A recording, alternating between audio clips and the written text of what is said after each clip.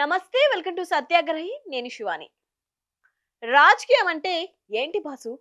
ప్రజల సమస్యల మీద కొట్లాడటం, డెవలప్మెంట్ మీద డిబేట్ పెట్టడం, ఇదే కదా మనకు తెలిసింది. కానీ సీన్ మారింది. ఇప్పుడు పాలిటిక్స్ అంటే నువ్వు నీ తండ్రికి పుట్టావా అని అడగడం, ప్రశ్నిస్తే ఇంటి మీదకు రాళ్లు వేయడం, కుదిరితే బుల్డోజర్లతో ఇంటినే లేపేయడం. ముఖ్యంగా కమలం పార్టీ నాయకుల రూటే సపరేట్. వారు పవర్ లో ఉన్నా, అపోజిషన్ లో ఉన్నా ఆ అగ్రెషన్, ఆ యాటిట్యూడ్ అస్సలు తగ్గదు.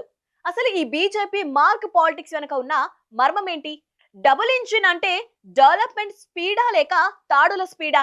దీనిపై ఇవాల్టి మన స్పెషల్ స్టోరీ.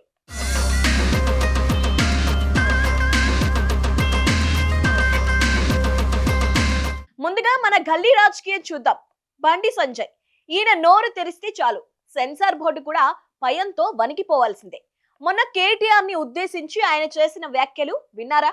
నువ్వు మగాడివైతే నువ్వు మీ తండ్రికే పుడితే అంటూ హద్దులు దాటేశారు. ఏంటండి సంజయ్ గారు, రాజకీయాల్లో విమర్శలు అంటే పాలసీల మీద ఉండాలి, కానీ ఇలా పుట్టుకల దాకా వెళ్ళడం ఏంటి? రేపు పొద్దున జనం కూడా మీ దగ్గరకు వచ్చి మీ బర్త్ సర్టిఫికేట్లు అడిగితే బాగుంటుందా? సరే, ఒకవేళ ఇదే మాటని అవతలి వాళ్ళు తిరిగి అంటే తట్టుకోలేరు. అబ్బే, వాళ్ళకైతే రక్తం మరిగిపోతుంది. బీఆర్ఎస్ ఎమ్మెల్యే కౌశిక్ రెడ్డి ఏదో ప్రశ్నిస్తే ఏకంగా ఆయన ఇంటిపైకి తాడులు వేసి చేస్తారు.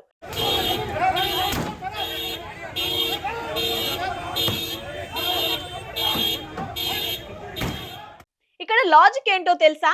నేను నిన్ను ఏమైనా అంటాను, నీ పుట్టుకను కూడా తిడతాను, కానీ నువ్వు మాత్రం నోరు మూసుకొని పడి ఉండాలి, లేదంటే మా బ్యాచ్ వచ్చేస్తుంది. ఇది మీరు చెప్పే ప్రజాస్వామ్యం. కల్లీ నుంచి ఢిల్లీ దాకా బీజేపీ ఇదే తాడుల ఫార్ములాను పెటెంట్ తీసుకుందా అన్న సందేహం సామాన్యులకు కలుగుతోంది. కొంచెం జూమ్ అవుట్ చేసి దేశం మొత్తం చూద్దాం. ఇప్పుడు 20 రాష్ట్రాల్లో బీజేపీ లేదా వారి దోస్తుల పాలన నడుస్తోంది. మీరు గమనించారా? బీజేపీ బలంగా ఉన్న చోట ఎప్పుడూ ఏదో ఒక సెగ పొగులుతూనే ఉంటుంది. అక్కడ బుల్డోజర్ అంటే రోడ్లు వేసే మిషన్ కాదు పాసు, అదొక భయానక ఆయుధం.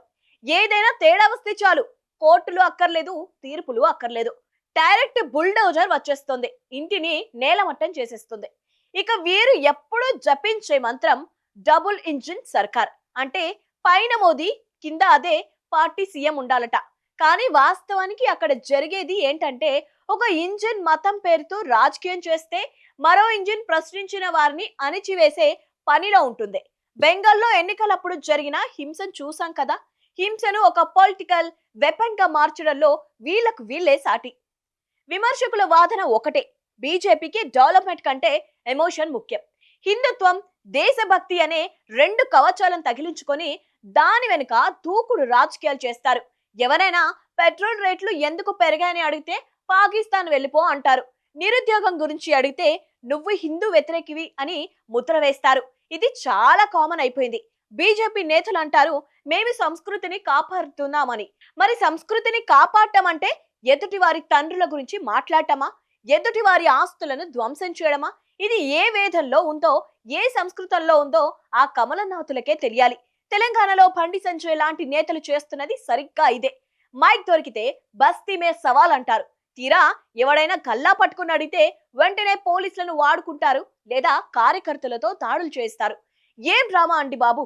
చివరిగా ఒక్క మాట, అధికారం ఎవరికి శాశ్వతం కాదు. హింసతోనో భయంతోనో జనాలను ఎంతో కాలం అదుపు చేయలేరు. తెలంగాణ అంటేనే చైతన్యం ఉన్న గడ్డ. ఇక్కడ దాడుల రాజకీయం వర్కౌట్ అవుతోందా? ప్రశ్నిస్తే కారు అద్దాలు పగలగొడితే ఓట్లు రాలతాయా, లేక ప్రజల్లో అసహ్యం పెరుగుతోందా అనేది బీజేపీ నేతలు ఆత్మ విమర్శను చేసుకోవాలి. డబుల్ ఇంజిన్ అంటే ప్రజల కష్టాలను తీర్చే స్పీడ్ ఉండాలి, కానీ ప్రత్యర్థుల గొంతు నొక్కే స్పీడ్ కాదు. రాజకీయం అంటే విమర్శలు ఉండాలి, కానీ అవి విజ్ఞతతో ఉండాలి. దీనిపై మరి మీరేమంటారు? బండి సంజయ్ వ్యాఖ్యలు, కౌశిక్ రెడ్డిపై దాడులు, ఈ సంస్కృతి మన తెలంగాణకు అవసరమా? మీ అభిప్రాయాన్ని కింద కామెంట్ సెక్షన్ లో తెలియచేయండి. మరిన్ని ఆసక్తికరమైన పదునైన రాజకీయ విశ్లేషణ కోసం మన ఛానల్ ని వెంటనే సబ్స్క్రైబ్ చేసుకోండి.